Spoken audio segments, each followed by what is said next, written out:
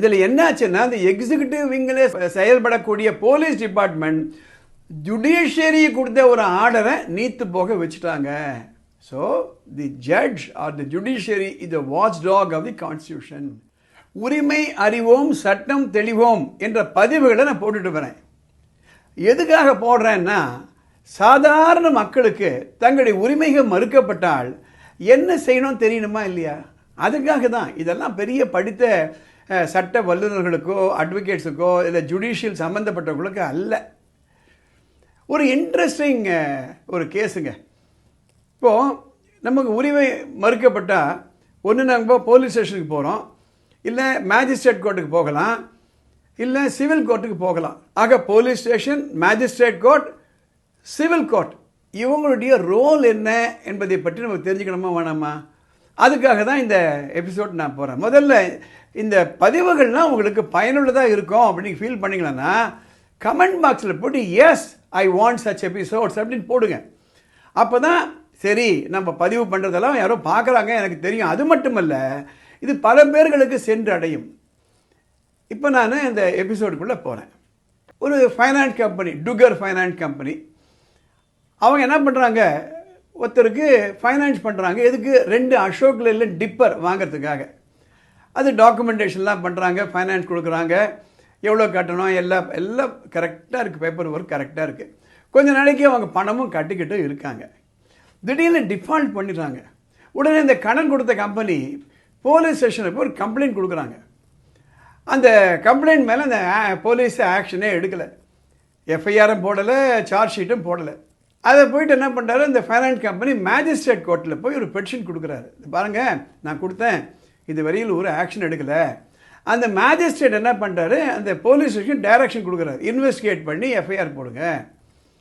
அந்த போலீஸு அதை இன்வெஸ்டிகேட் பண்ணி என்ன சொல்கிறாங்க கோர்ட்டுக்கு, இன்வெஸ்டிகேட் பண்ணிட்டேன், இது சிவில் டிஸ்பியூட்டுங்க அப்படின்னு எழுதி கொடுத்துட்றாங்க. அந்த மேஜிஸ்ட்ரேட் அதை பார்த்து அந்த போலீஸ் சொல்கிறது கரெக்டு தான், இது சிவில் டிஸ்பியூட் அப்படி டாக்கெட் ஷீட்டில் என்டார்ஸ்மெண்ட் பண்ணி டிஸ்போஸ் பண்ணிடுறாரு. இந்த ஃபைனான்ஸ் கம்பெனிக்காரங்க சும்மா விடலை, நேராக ஹைகோர்ட்டு போகிறாங்க. ஹைகோர்ட்டில் அந்த எல்லாத்தையும் பார்த்துட்டு ஒரு இன்ட்ரெஸ்டிங் ஒரு பரிமாணத்தை டிஸ்கஸ் பண்ணுறாங்க. அவங்க என்ன சொல்கிறாங்க, இது பாருங்கள், நீங்கள் எஃப்ஐஆர் போடலை, சார்ஜ் ஷீட் போடலை, மேஜிஸ்ட்ரேட் கோர்ட்டுக்கு வருது. அவர் உங்களை என்ன சொன்னார், இன்வெஸ்டிகேட் பண்ணி ப்ரொசீட் பண்ணுங்கன்னு தானே சொன்னார். நீங்களாக பார்த்து இதில் சிவில் டிஸ்பியூட் நீங்கள் கொடுத்துறீங்க.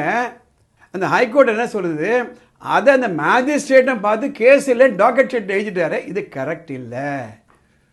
எப்போ ஒரு கோர்ட்டு ஒரு போலீஸ் ஆஃபீஸர்கிட்ட இதை இன்வெஸ்டிகேட் பண்ணி சார்ஜ் ஷீட் போட்டு எஃப்ஐஆர் போட்டு சொல்கிறாங்களோ அதை நீங்கள் செய்யணும். நீங்கள் என்ன பண்ணிட்டீங்க, அந்த ஜட்ஜு சொன்னது, அந்த மேஜிஸ்ட்ரேட் சொன்னது கரெக்டாக இல்லையா, அதுக்கு பியாண்ட் தட் நீங்கள் போயிட்டீங்க. This is not correct. இது பாருங்கள் என்ன சொல்கிறாங்க, judicial orders cannot be permitted to evaporate into insignificance through administrative acceptance of a police report inconsistent with the judicial direction earlier issued. Magistrate கொடுக்குறாரு, ஒரு ஆர்டர் கொடுக்குறாரு, அது நீத்து போகும்படி நீ செய்யக்கூடாதியா. The investigating agency cannot thereafter undertake an exercise to determine whether the magistrate's satisfaction was correct or otherwise.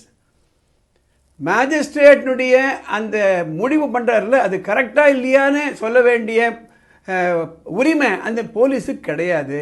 such conduct would amount to institutional indiscipline. இது மாதிரி allow பண்ணமானா இந்த அமைப்புகள் ஒழுங்கீனமாக ஆகிடும். அதனால் மேஜிஸ்ட்ரேட் அது மாதிரி ஒத்துருக்கக்கூடாது. ஸோ அப்படின்னு ஜட்மெண்ட் கொடுக்குறாங்க. இதில் கடைசியாக ஒரு விஷயம் உங்களுக்கு நான் சொல்ல விரும்புகிறேன். சாதாரணமாக இது நடக்கும், போலீஸில் போட்டால் இது சிவில் டிஸ்பியூட்மா, அங்கே போய் பார்த்துக்கோங்க சொல்லி விட்ருவாங்க. அப்போ we are not helpless. Charge sheet போட மாட்டேன்றாங்க, எஃப்ஐஆர் போட மாட்டேன்றாங்க. You can go to the magistrate and magistrate can sit over the decision of the police. இது எதுக்குள்ளே வருது என்ன, இந்த இடத்துல தான் ஒரு முக்கியமான விஷயம் நீங்கள் புரிஞ்சுக்கணும். இந்தியன் கான்ஸ்டியூஷனில் 3 விங் இருக்குங்க. ஒன்று லெஜிஸ்லேச்சர், சட்டம் இயற்றக்கூடிய எம்எல்ஏஸ், எம்பிஸ், அசம்பிளிஸ், பார்லமெண்ட். இரண்டாவது அது நடைமுறைப்படுத்தக்கூடிய police department, corporations, IAS officers, various departmental heads. இது எக்ஸிக்யூட்டிவ் விங். மூணாவது ஜுடிஷியரி. ஜுடிஷியரி ரோல் என்னன்னா, இந்த எக்ஸிக்யூட்டிவ் விங் அவங்க கடமையை செஞ்சாங்களா? இதில் என்னாச்சுன்னா, இந்த எக்ஸிக்யூட்டிவ் விங்கில் செயல்படக்கூடிய போலீஸ் டிபார்ட்மெண்ட் ஜுடிஷியரி கொடுத்த ஒரு ஆர்டரை நீத்து போக வச்சுட்டாங்க. So the judge or the judiciary is the watchdog of the constitution. அதுக்காக தான் இந்த வீடியோ போடுறேன். சுருக்கமாக சொல்லும் பொழுது, உங்கள் உரிமை மீறும் பொழுது என்ன செய்யலான்றதுக்கு தெளிவு வரணுன்றதுக்காக தான் இந்த எபிசோட் நான் போடுறேன். இந்த எபிசோட் மற்றவங்களுக்கு பயனுள்ளதாக இருக்கும் அப்படின்னா ஷேர் பண்ணுங்கள், லைக் பண்ணுங்கள்.